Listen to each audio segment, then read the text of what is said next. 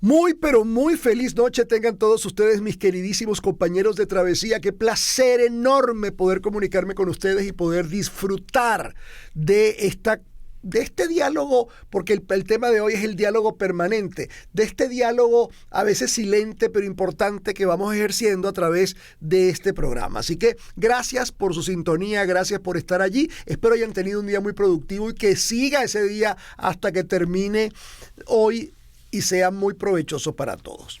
Bien, amigos, quiero recordar el tema de hoy, el diálogo silencioso, el diálogo permanente. Óiganme muy bien lo que yo voy a explicar ahora, para que me puedan seguir el hilo.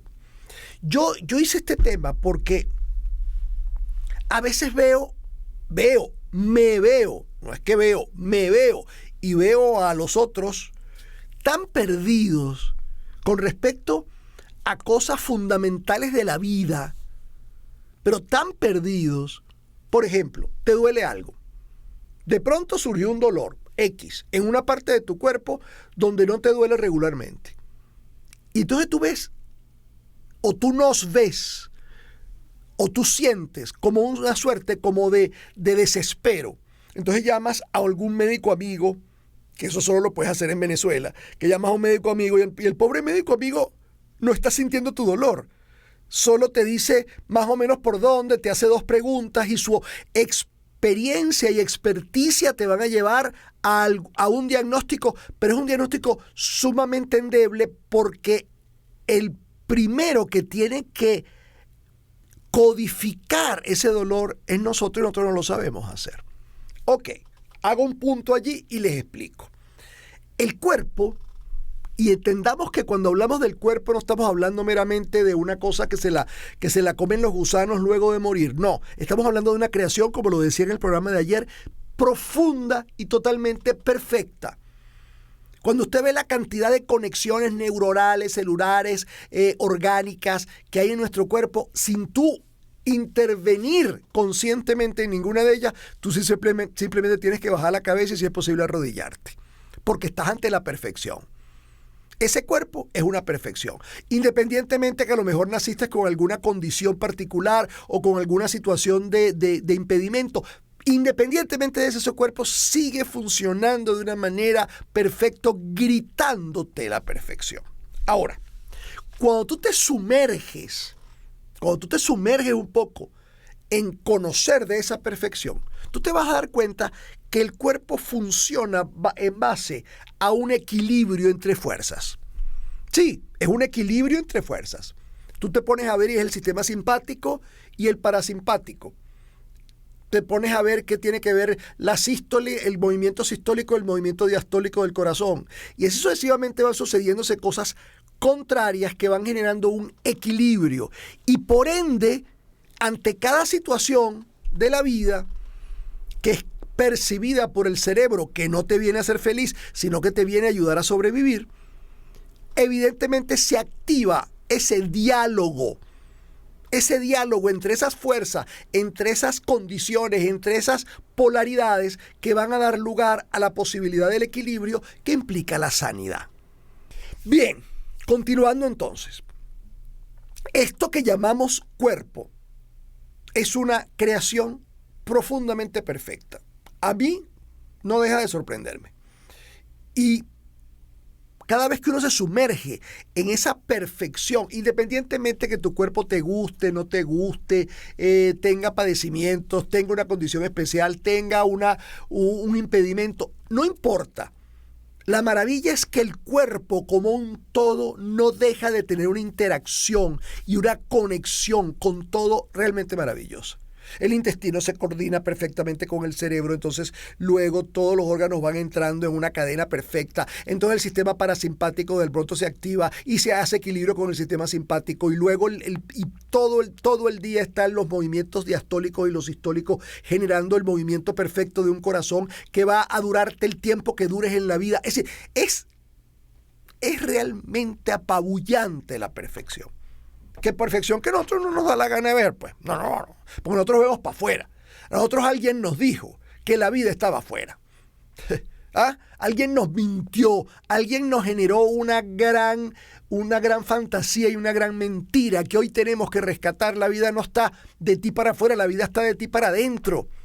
Y lo de afuera empieza a ser una construcción que a veces termina siendo simplemente un reflejo. Entonces, esos movimientos, sistólico, diastólico, parasimpático, simpático y miles de movimientos, tienen que ver con un diálogo que se está registrando permanentemente contigo. Y no es un diálogo meramente mental, óyelo bien, es un diálogo mayor. Cuando a ti te dicen lo que tú debes haber oído hasta el cansancio y que muy poca gente entiende, que es que el cuerpo habla y que la enfermedad es el grito, la enfermedad es ya el grito de mira, no puedo más. Te lo he dicho de 1000 formas y tú no hay manera que lo oigas. Ese grito de la enfermedad está ligado a una sordera tuya por no estar consciente de que allí se registra un diálogo y ese diálogo hay que escucharlo, ni siquiera oírlo, hay que escucharlo, porque de no escucharlo, primero te desconectas de la perfección y te vuelves una víctima impotente en manos de la industria farmacéutica, que no es del todo bendita, y de los médicos, perdón, que hacen su trabajo muy bien, que han estudiado para ello, que son una maravilla, pero que a veces no pueden cargar con diagnosticar algo que a lo mejor de lo que tú no te has hecho dueño, porque eso está en tu cuerpo. Y de ahí vienen los malos diagnósticos, de ahí vienen las imprecisiones, pero es que una imprecisión tiene que ver mucho con el paciente, que es profundamente impreciso. Por eso tiene que haber un diálogo además que no está solo indicado desde el dolor o desde el padecimiento que tiene, está indicado desde todo el mundo que te rodea, ¿verdad? ¿Qué pasó en el momento en que yo sentí? ¿Qué ha pasado estos últimos 21 días con respecto a mi salud? ¿Qué ha pasado con respecto a mi actitud? ¿Qué estoy dejando de hacer o qué estoy haciendo nuevo? Todo eso es un diálogo, que no es un interrogatorio per se punzante. No. Estamos hablando de una cosa profundamente amorosa y tiene que ser profundamente amorosa para que esto funcione. Pero es un diálogo. Entonces, tú ves un paciente con cáncer, por ejemplo, ves un paciente con diabetes, ves un paciente con cualquier artrosis, con cualquier padecimiento. Y cuando tú revisas, ese paciente no ha dado ni siquiera el primer paso por entrar en el diálogo con ese padecimiento. Tú te imaginas todo lo que tiene que, en la perfección de la vida, en la perfección, en la representación perfecta de la perfección, valga la redundancia, de tu cuerpo. Tú te imaginas que un órgano que esté cansado, enfermo, adolorido, inflamado, no tiene cosas que decir.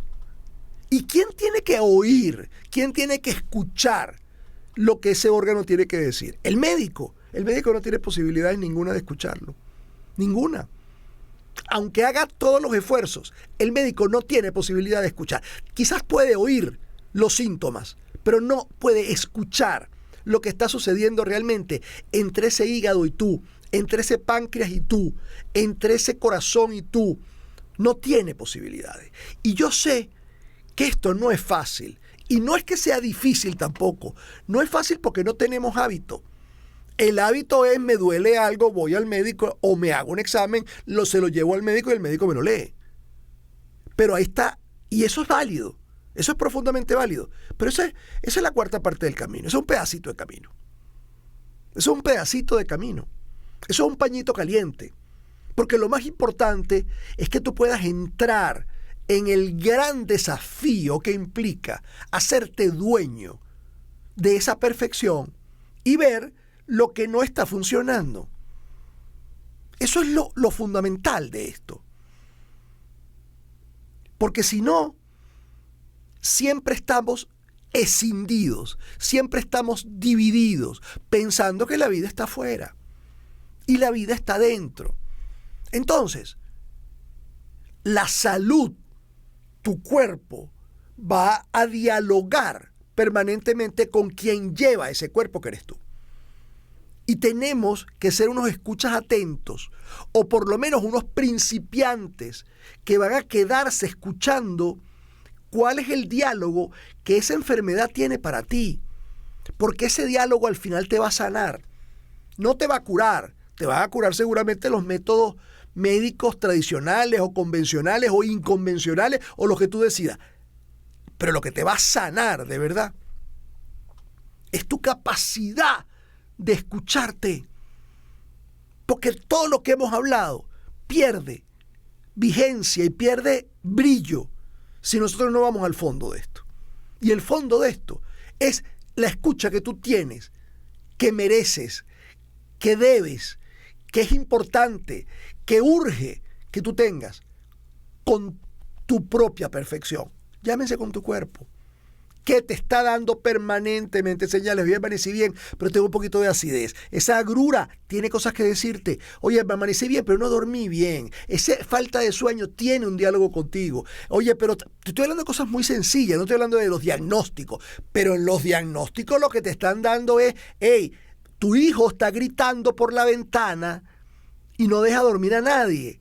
Tienes que hacer algo con él. Por favor, agárralo y escúchalo. Porque ese niño que quiere gritar, que está gritando por la ventana, creo que tiene cosas que decirte. Vamos a la pausa. Regresamos enseguida.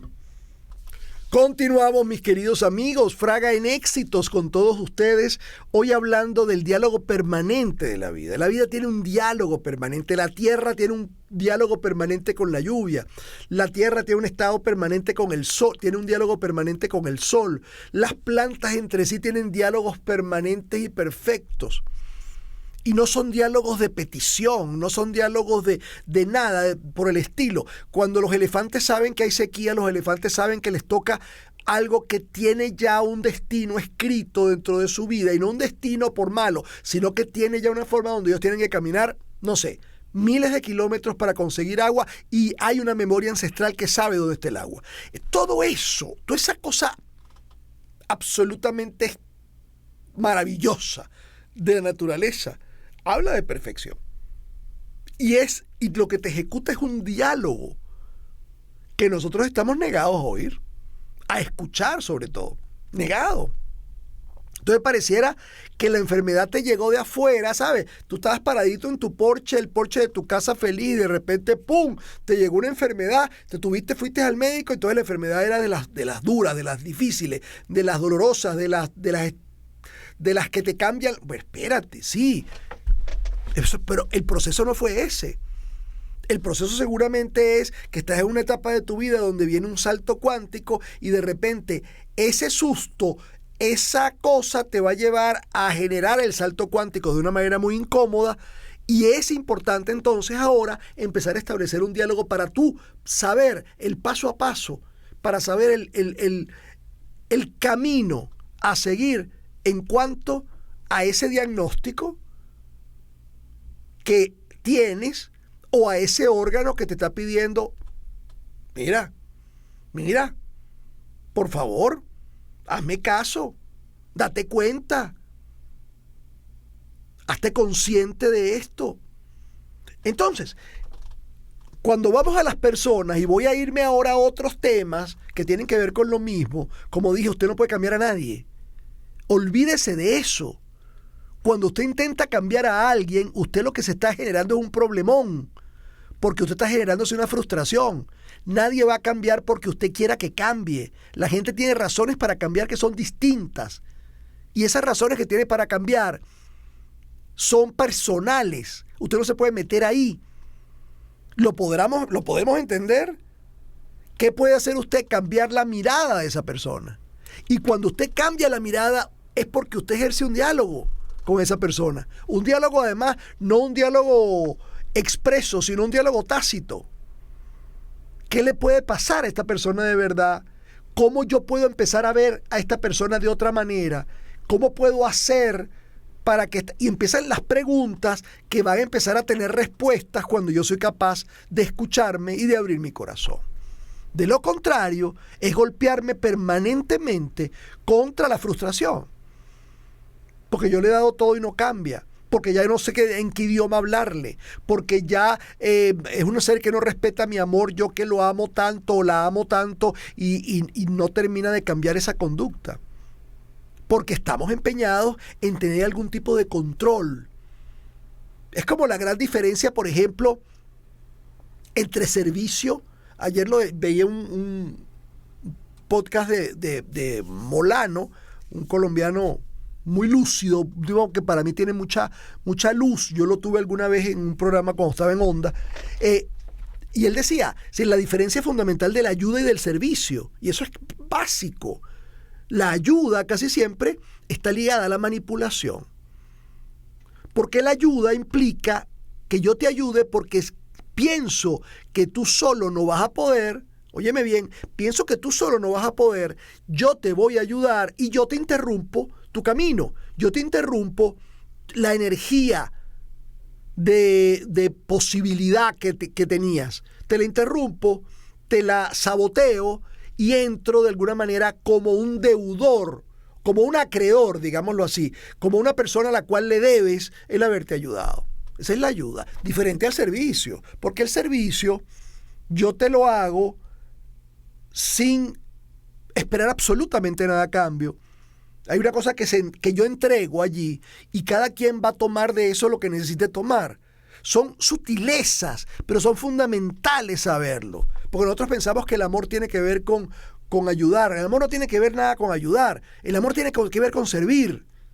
Y servir básicamente se basa en respetar tu camino, en tener un diálogo contigo lo suficientemente abierto y amoroso para saber que tengo que respetar tu camino, hijo, tengo que respetar tu camino, hija, tengo que respetar tu camino, hermano, tengo que respetar tu camino, madre, tengo que respetar tu camino, padre, y eso va a hacer que yo respete el mío.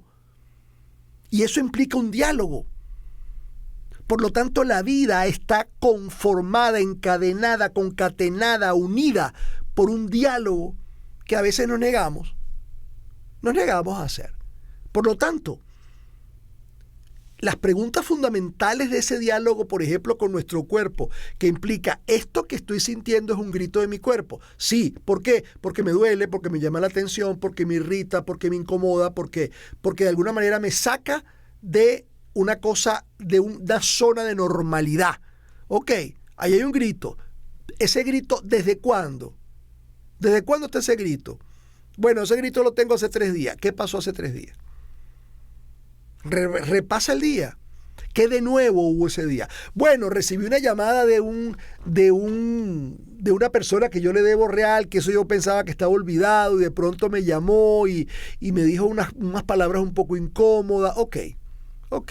¿Eso fue todo lo que pasó distinto? Sí, eso no me ha dejado estar tranquilo. Ok, ahí está el grito ligado. No te pongas a especular. Ese grito está ligado a una incomodidad de algo que yo debo, que me hace sentir por un lado bravo, molesto, y por el otro lado culpable. Porque además en esta cultura pensamos que sintiéndonos culpables exoneramos o nos ganamos la libertad. Y no, nos condenamos más. Pero bueno, y eso será tema de otra conversa. Entonces, ahí está.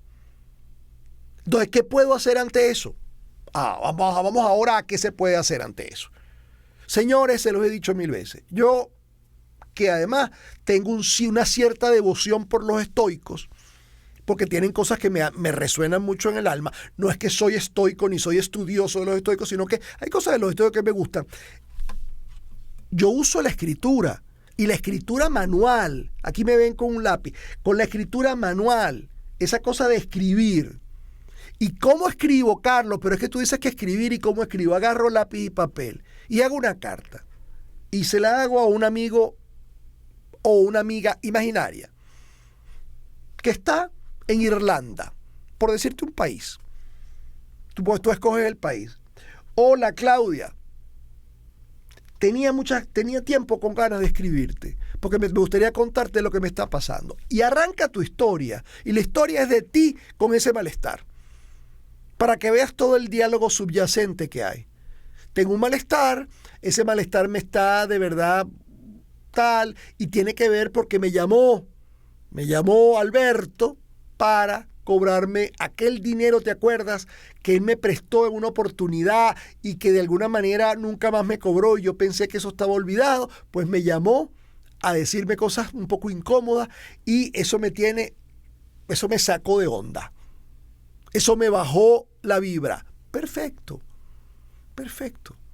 Cuando tú empieces a narrar todo eso, hasta que se te canse la mano, contando, echando el cuento, hay cosas que van a empezar a ordenarse. Cuando dicen te cae la locha, te cae el 20, dicen los mexicanos, es que se van ordenándose. Porque hay toda una relación neurológica entre el escribir, el cerebro y todo el aparato neuroemocional. Hay toda una relación. Entonces, tú vas viendo y vas agarrando el ejercicio de hablar contigo a través de personas imaginarias, hasta que lo agarres contigo y lo puedas ejercer contigo. Pero por ahora estoy escribiéndole cartas a personas imaginarias con saludo, contenido y despedida. Eso es lo que yo hago y lo que yo te puedo recomendar. Y lo que yo he visto en miles de personas que funciona. ¿Qué funciona? Porque restablece. Es cuando tú entiendes lo que puede entender un mecánico. Un mecánico no va el buen mecánico no entiende que el carro es malo o bueno. Entiende que ese carro que le están trayendo tiene un problema. Y entonces préndelo ahí, déjame escucharlo. El buen mecánico escucha. No es lo que tú le digas, ay, mire, hizo po.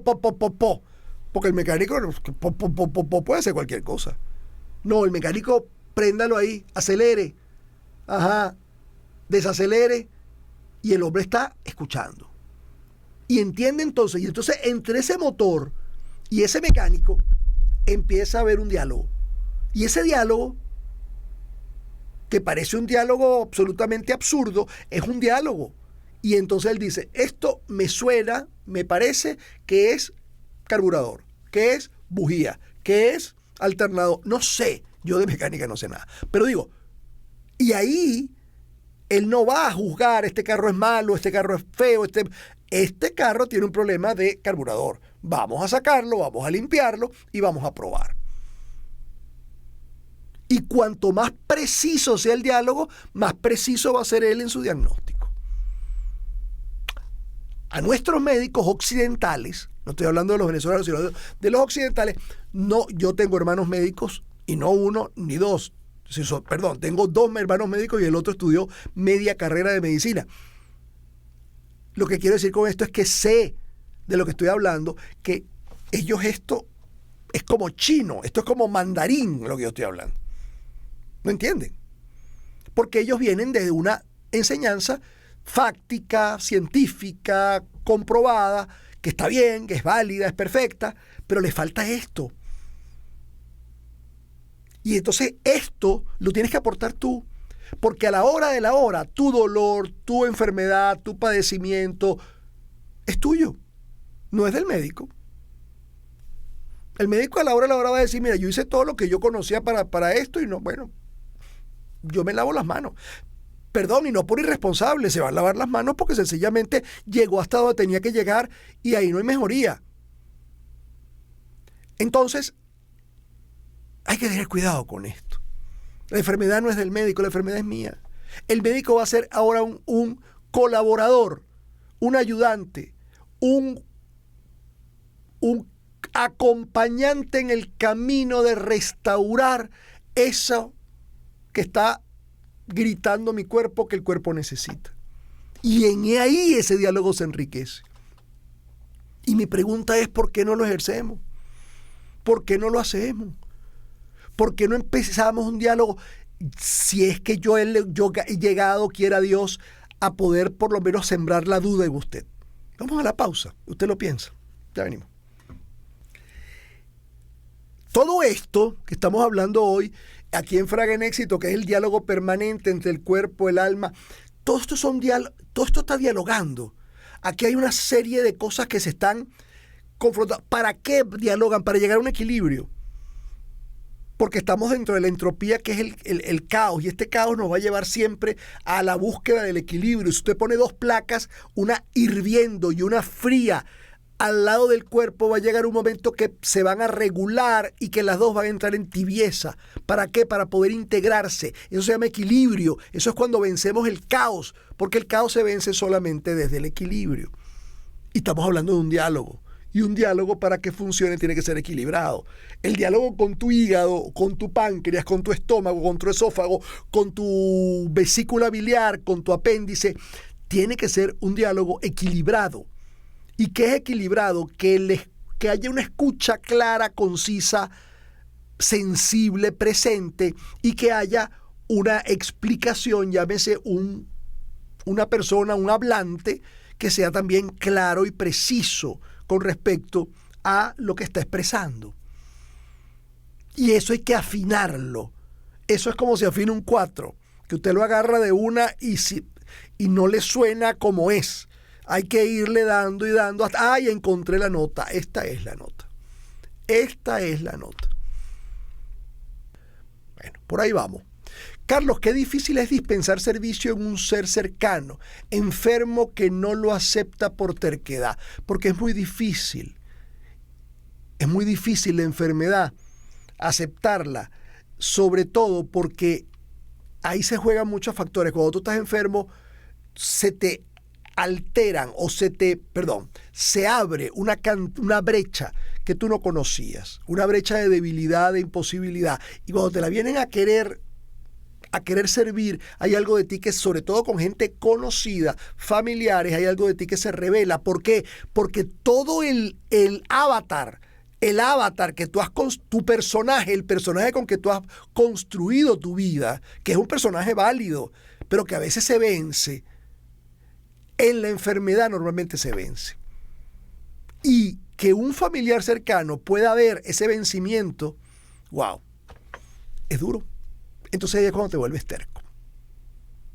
Y si el diálogo contigo es miedo que te paraliza, perfecto. Vive. ¿Y por qué no vives un rato tu parálisis? ¿Y por qué no vives tu parálisis? ¿Y por qué no la aceptas como un síntoma válido de un niño que no tenga ninguna referencia en la vida y que se aterre? ¿Por qué? ¿Por qué le tenemos tanto miedo a paralizarnos? Porque nos han dicho que es malo. Manden al carrizo que ha dicho que eso es malo. Eso es una reacción. Bueno, vamos a ver qué pasa conmigo. No es la reacción ideal. Sería maravilloso que nos pusiéramos proactivos en torno a lo que queremos. Eso sería maravilloso. Pero es que eso no es lo que necesariamente pasa siempre. Hay seres que se paralizan. Y si tú eres un ser que se paraliza, o en una condición particular te paraliza, o en una situación particular te paraliza, ¡hey! ¿Por qué no te das posibilidades a ese parálisis? ¿Por qué no aceptas eso como una expresión válida de ti también? Porque en la medida en que la aceptes, eso tiende a ir bajando de volumen. Porque no tiene que gritar, porque ya se siente aceptada esa reacción. Y eso va de alguna manera en pos o en pro de ti. Así que por Dios, yo acabo de hacer un post que ahorita lo monté esta mañana que dice, tengan cuidado. El apego es malo, a veces es malo, pero el apego es fundamental para sobrevivir, fundamental para la sobrevivencia. El ego es malo, a veces, cuando está inflado es malísimo, pero el ego es fundamental porque es lo que hace, es decir, es tu instrumento de negociación con la vida. Voy a hacer un programa sobre la negociación con la vida. El que negocia con la vida es tu ego, entonces no puede ser una cosa mala. Soltar es bueno, no siempre, porque a veces soltar en un momento determinado alguna cosa fundamental es una forma de irresponsabilidad. Entonces, ojo, todo es relativo porque la vida es equilibrio.